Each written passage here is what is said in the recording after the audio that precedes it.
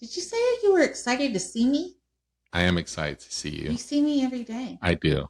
I do. But I'm still excited I'm, I'm because very you're excited. you're you're the best guest that I've ever had. And you're the only Aw, guest I'm I've the ever only had. guest right So that now. makes you extra special. Extra special until you Indeed. actually get a different guest, and then I have some Yes, competition. for all you out there that want to be a guest on Lending Labyrinth, make sure you send me a DM and I'll be getting back with you. But we've had so much support, I think, from the first It's been episode. amazing to see the kind of reactions that we've gotten. I'm pretty happy about it. Yeah, so am I, because starting anything is kind of scary, but I think us starting this and getting So, the what's that quote great on your feedback, phone? uh, you don't have you don't have to start to be great, but you have to be great to start, or something like that. So, something along those lines You to don't be have to be great to start. yes, but you have You have to start. to be great. Yeah. There you go. There you go. See, I know I had you here for a reason. Mm-hmm. So, how was your week? Oh my goodness. It's we're headed to the end of the week, and being parents is very fun. Yeah. Very fun. Especially when you have kids that want to have a broken bone. Yes, it seems that our daughter Sophia, um, God bless her. Desperately wants I to think in break Texas when you something. say God bless that child, I think you're really saying, man, what's going on? What's a special That's a child that special is? baby. Um, but our daughter Sophia, and she's not the most athletic person. She's a That little clumsy. a little bit takes after you, but I'm not going to deny it. but our daughter Sophia, believe it or not, um, they were in recess, and Jim. She doesn't Jim. have recess anymore. She's too old. Sorry. No more recess anymore. But they were in gym, and they had them doing burpees. Where if anybody here that's listening that's done CrossFit or any kind of cross training, burpees are the God's punishment for anything. I don't know who invented burpees, whether it be Mr. Burpee, They are from the devil. but I don't understand why you inflict a jump with a push up on top of another jump I on don't top of blame her for having broken fingers on that. yeah. But she was doing a burpee, and then I guess the falling portion of a burpee, if you've ever done a burpee before, um, she landed on her hand. She heard her crack, Which and I still think it was her knuckles cracking. then it was all over after that. Yeah. She probably was crying profusely as if someone shot her.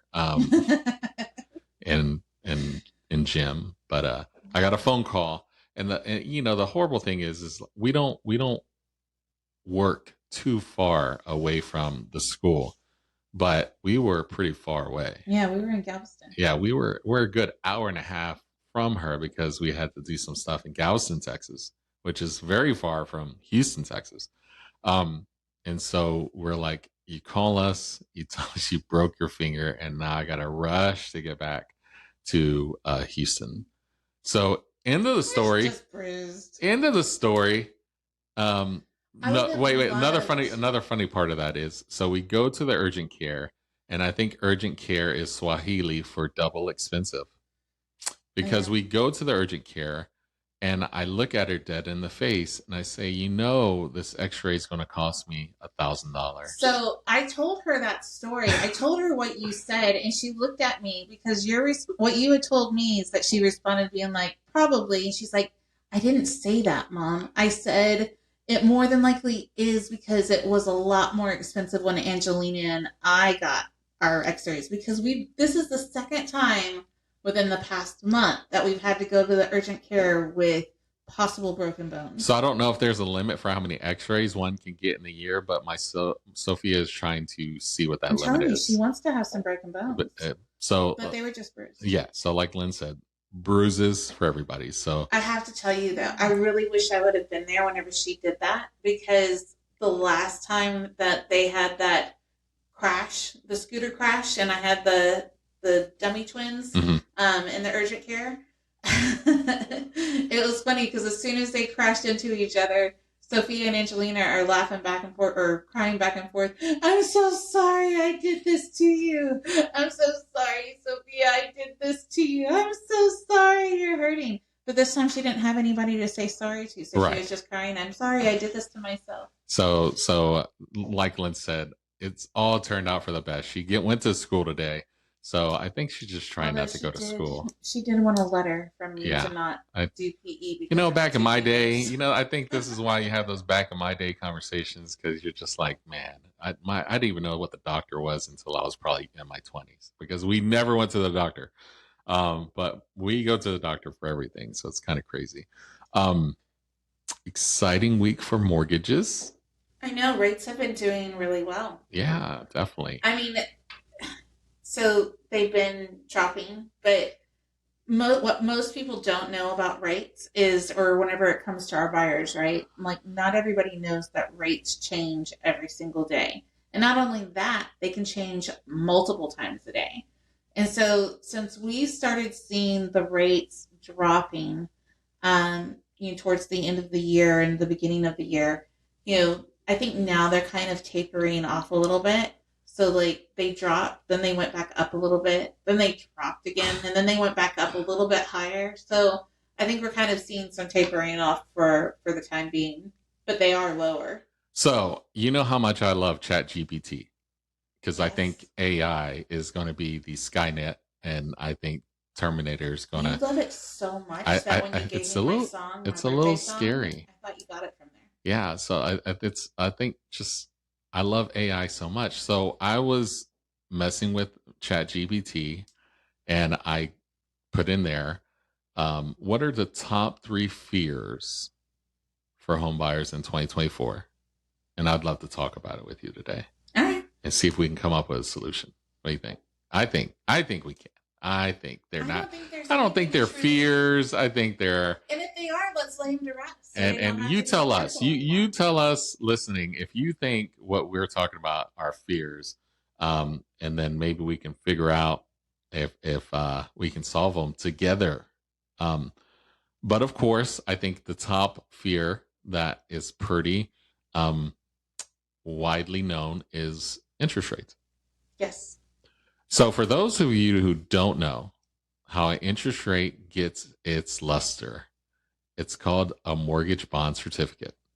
And the way that works is the Fed at one point in time, the government, those good old people, they were buying mortgage bond certificates by the millions every day.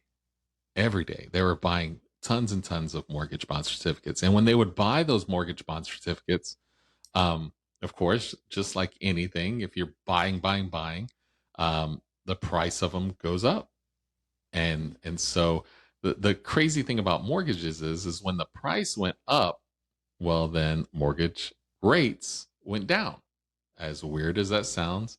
So the cost of these mortgage bond certificates, the more they bought, the price, because of demand, would go up, and then the mortgage rate would go down. And that's why for the last 10 years before 2023, we had all these amazing interest rates, 4s, 3s, 2s, for those lucky. Do you remember when it was in the 2s? I had one. I wish I had a 2. In fact, we had a customer the other day that was afraid to buy a house because she had a 2.75 interest rate. I would. I don't know. I think I'd die in that house. That's a really good. Do you think we'll ever get back there though? No more 2s for anybody, huh? I don't want to say ever, never, ever, but not anytime in the near future. I do think rates will go down. Mm-hmm. I don't believe they're going to get in the 2s. And if I'm wrong, I will gladly take being wrong. Right. I think a lot of our customers are hoping we are wrong. So I hope we're wrong too, ladies and gentlemen. But with now what's happening and why Lynn doesn't think we'll get into the 2s again is because what the Fed is doing, and every time you hear Powell make an announcement and he talks about going up, down, left, or right, or leaving them alone, he talks about getting rid of their position, You said Powell, and I thought you said Pow, like punch. Pow. I got a button for that. Oh, that's not that button. Press the button for pow. Oh, here we go. There you go. Pow. No, Powell, every time he makes an announcement on what rates are doing, he talks about they're getting rid of their position as far as holding on to all these mortgage bond certificates. So what they're doing now is they're not buying, they're selling.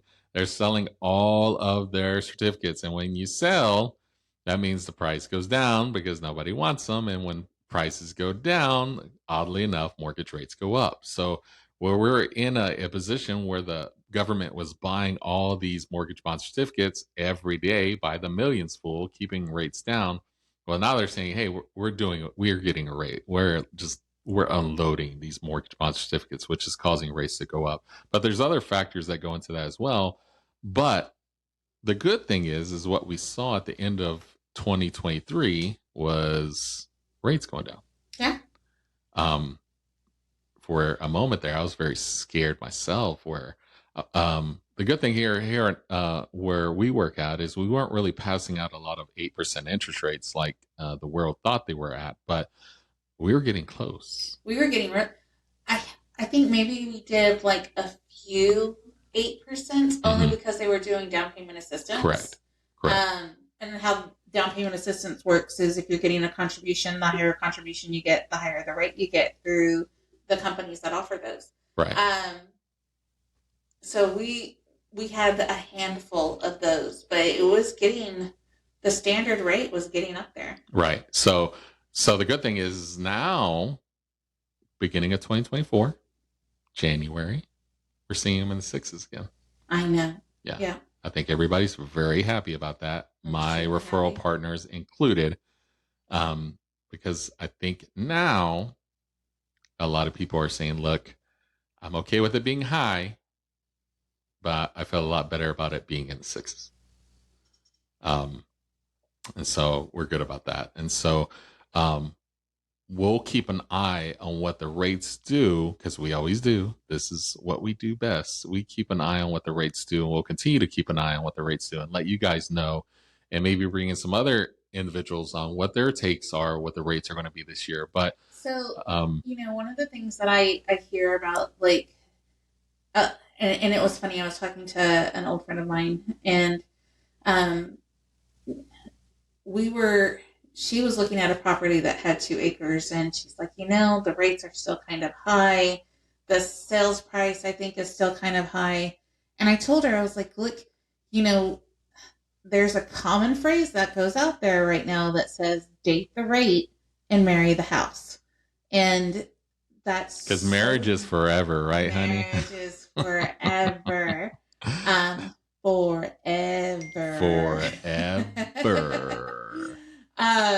But that's true. And one of the reasons why that's so important, especially right now, even with the rates doing what they're doing, and yes, they're going down, but now that just means that you really have to strike while the iron is hot, because even though rates are going down, housing prices are still going to go up.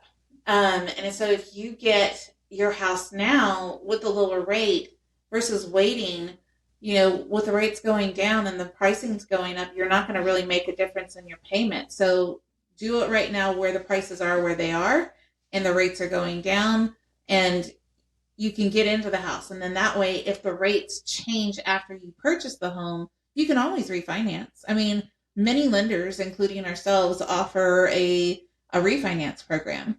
Oh, that was applause worthy. Thank you. But yeah, I mean, we offer what we call the rate rebound program. Who else offers those refinance programs? So I've heard there's a lot of other lenders that offer the similar kind of scenario. However, it's a one and done.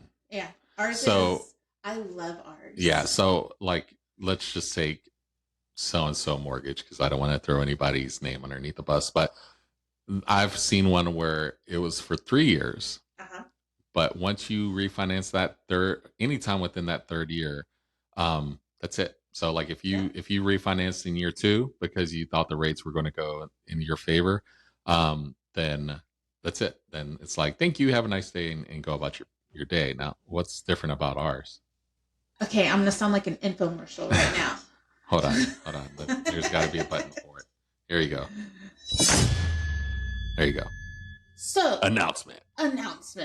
Next Mortgage offers rate rebound program where you can refinance within the next 5 years. But that's not all, folks. Let me tell you more about this program. We pay for the lender's fees, we pay for the cost of the appraisal, and we pay for the credit report and $1,000 towards third-party fees.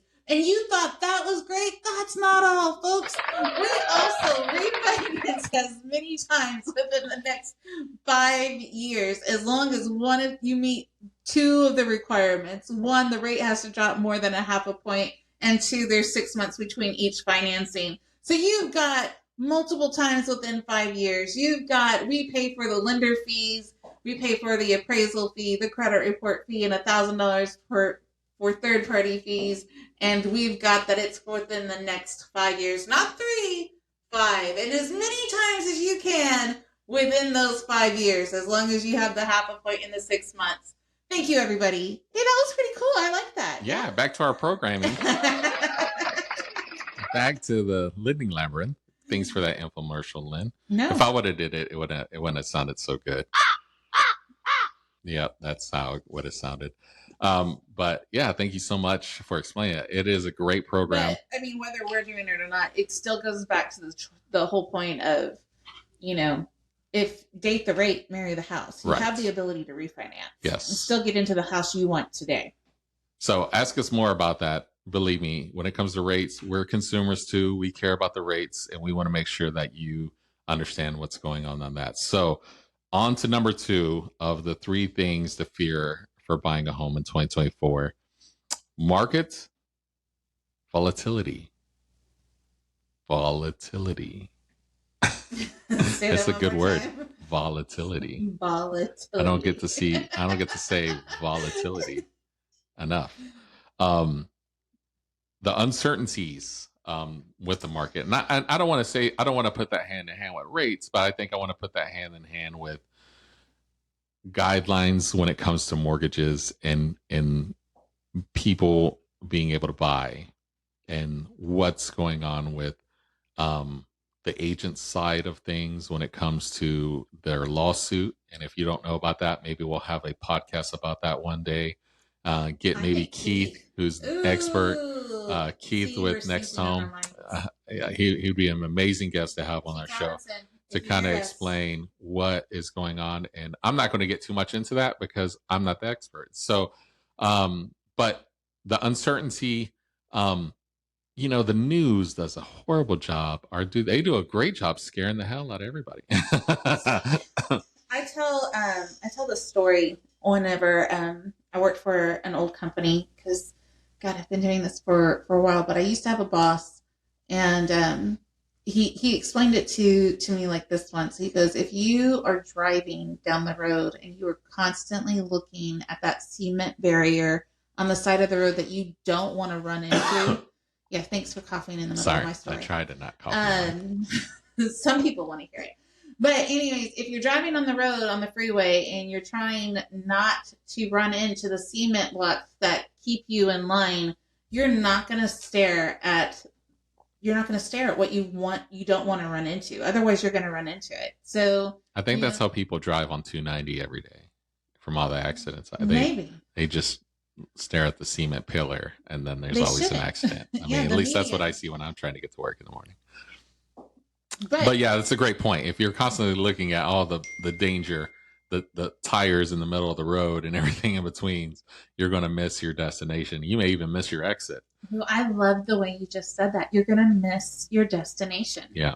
You're going to, that's awesome. Hey, do an applause on that one. Okay. That's an applause worthy. Yeah. If I had the button, that's it for you.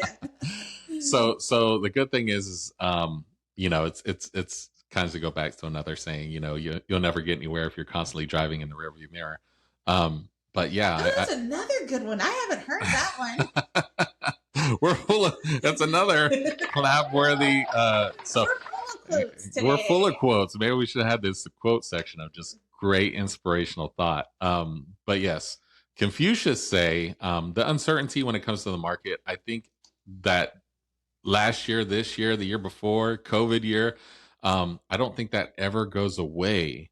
But when you think about a year like COVID, when real estate flourished, absolutely Oh, we were flourished. all blessed. Prices went up.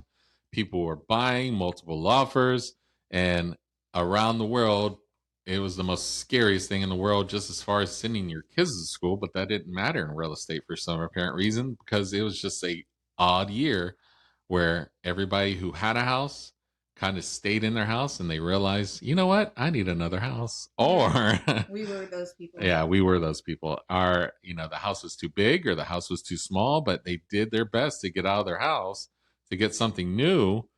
And when you thought, because believe me, I'm the first one, like I think in Houston, when we kind of knew this was a big deal, COVID, is they canceled the rodeo. And the rodeo in Houston is That a was, big I know. deal. Do you remember how upset the girls were? Yeah. And I was like, man, if they canceled the rodeo and all those people who put in to make money that year were losing out, then I this know. is a big deal.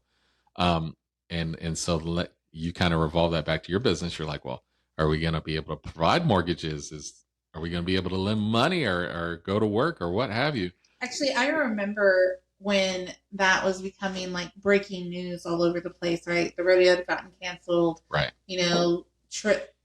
Airplanes being able to go into different countries, the lockdown. And I don't want to say I'm a worrywart. I'm not, because I try to have faith that everything's going to work out the way that it needs to. But Right. I was on the verge of starting. No, I was worried. Yeah, no, I think I was worried when I went to HEB and there was no food there. Yeah. No, I remember that picture. That was very scary. Like, not even like the cheap meat. There was no meat. So, like, with all of that chaos and all of that fear that's going on, ultimately, you really start wondering, oh my goodness, nobody's going to be buying houses right now. Correct. How are we going to survive when that's what we make our income off of? How's everybody else that's in this industry? Not just our industry, a lot of the industries. Right. I mean, you saw, restaurants and, waiters and things like that. What's going to happen? They got hit very hard. Those people got hit. Oh my goodness. But whenever it came to our market, it did not. It flourished. Right. I have no idea now, how. the crazy thing, we couldn't go to work. Nope, we worked from home. We couldn't go to closings. Open houses were meetings where you had Zoom cameras. But the awesome thing is your home was your new office. Yeah. And that was our dining room. Our dining room was our new office. And yeah. So I think when it comes to uncertainty in the market, there's always something. I don't think I've ever been in a year in this industry where we weren't worried about something.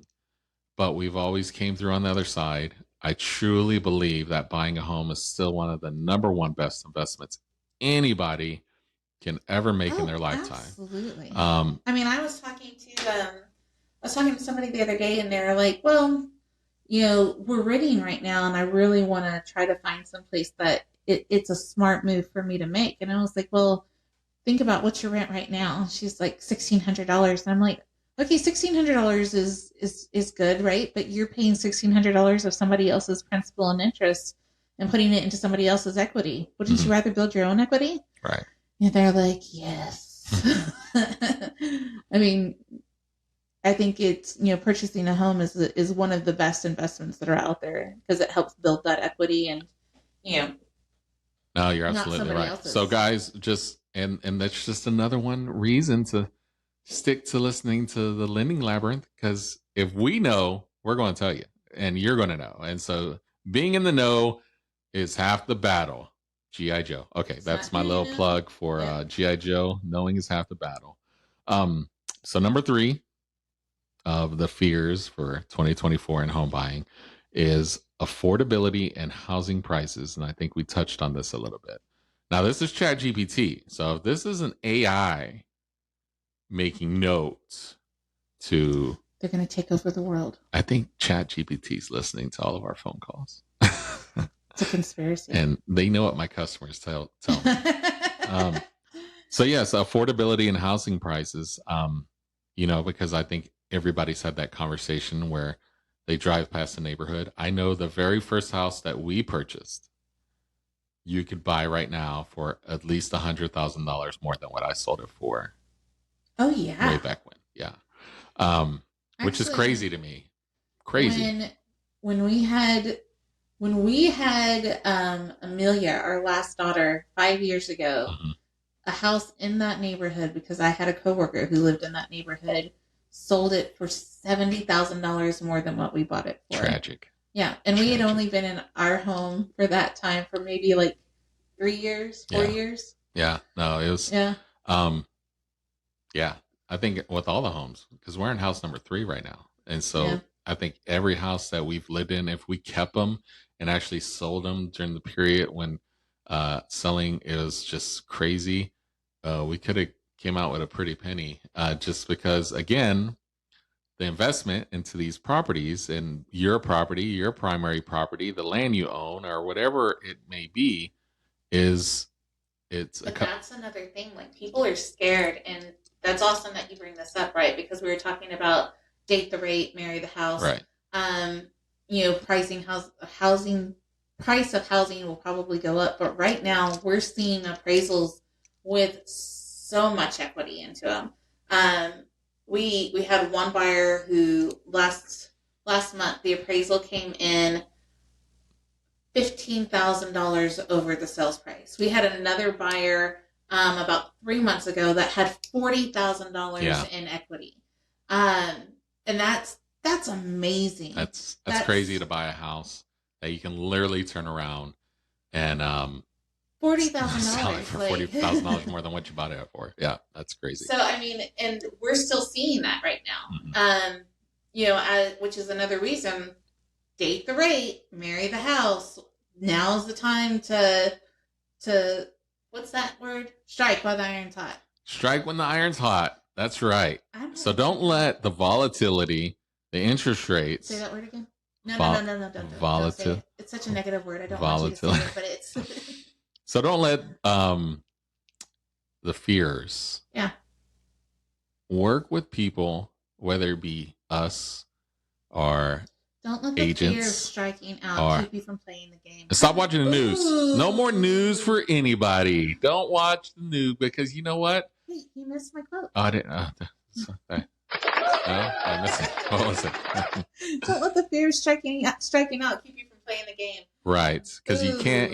How many home runs are you going to hit if you never swing the bat? That wasn't my quote. It was from a movie. It was, but it's still a little bit better. Anywho, so again, I don't.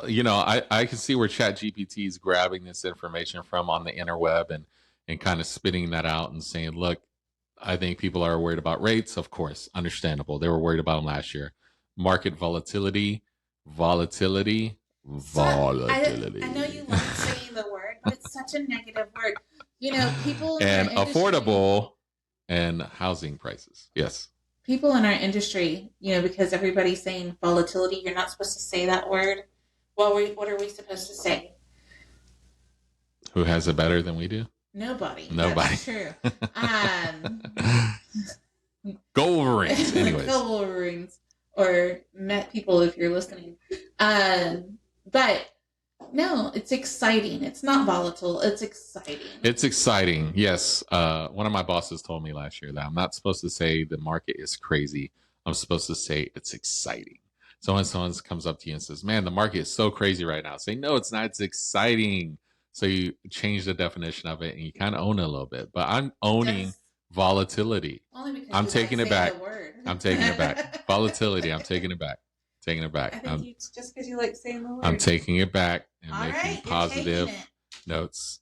So yeah, like I was saying, I think where ChatGPT is grabbing these fears, I think if you work with people, be referral based, knowledge based, or people that you're comfortable with, and going to make it all goes back to what we talked about, this lending labyrinth, that we're going to help you through the maze of buying a home and understanding the home buying process. And that's what it's all about. And so talking about it It makes you more knowledgeable what's going on in our market, because strips the fears away. I don't work at an airport and I couldn't tell you how it works, but I fly in a plane. And so the crazy thing is that if I want to know more about how an airport works and how the planes land and everything like that, I'd have to talk to someone that worked at the airport. But it's because you trust the pilot. But I trust the pilot to get me to wherever I need to be, and I'll drink my free drink and eat my free peanuts, and hopefully I get there to my destination.